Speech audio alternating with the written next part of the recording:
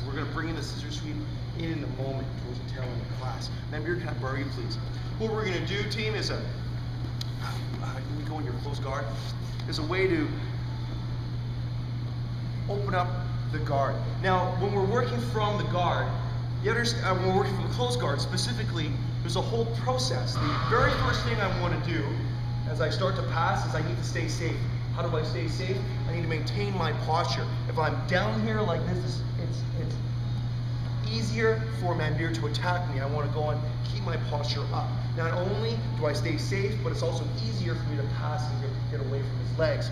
How we're going to stay safe tonight is I'm just going to pin his jacket together. So I'm just going to fold the two halves of his lapels together, feed it to one hand. I just put my palm right where his rib cage meets. I don't want it too close to the belt line because can you see it sit up? Sure you can. You can still sit up, and it really restricts my wrist. You see how it's like I'm doing a wrist lock on myself.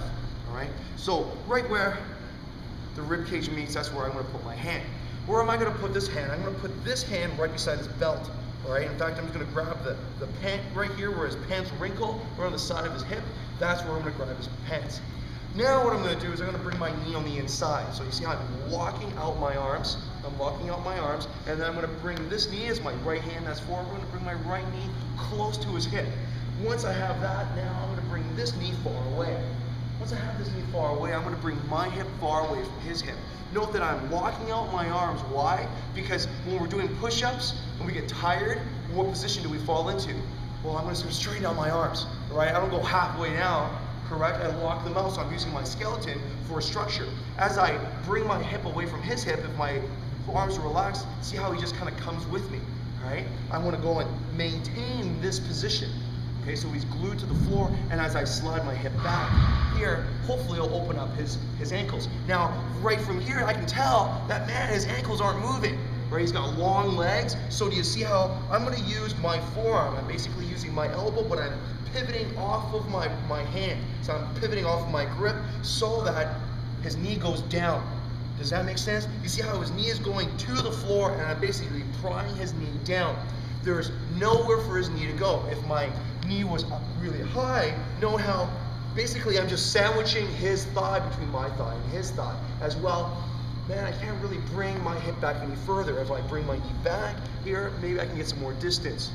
I want to bring my hip back, but also, do you see how I can tie up your guard really high, really tight, please? Yeah, right there. Perfect. You see how his ankles are right over the small of my back? Bringing my hip as far away as possible, but now, as well, what I'm going to do is I'm just going to curl my back. You see I'm bringing the small of my back even further away. He's still holding on, but now you see I just use my forearms, right? You see how I'm using my forearm just kind of pry this through. Once I have this down, now what I'm going to do is I'm going to bring this knee in between my two forearms. I'm just going to drag it through. This is all I want. You see how my knee is close to his belt line. I don't want it too far away.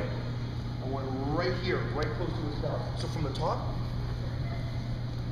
I'm going to go and pin his jacket together. Keep it really close. Pass it to the one hand, both lapels. My palm is right to the rib cage, right where his rib cage meets. Now I'm going to go and bring my right knee as my right hand that's forward. My right knee just goes right beside his hip.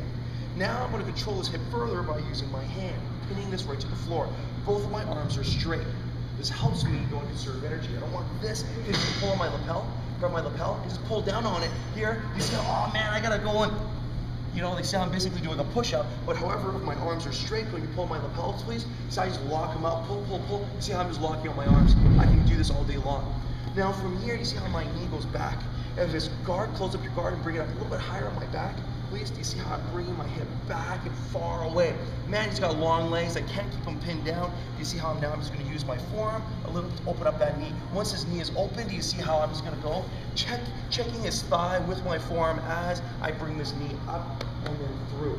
So let's just give that portion of the guard pass a try. Try 3 times each, and we're going to move on. Lots of details. Let's give that a go.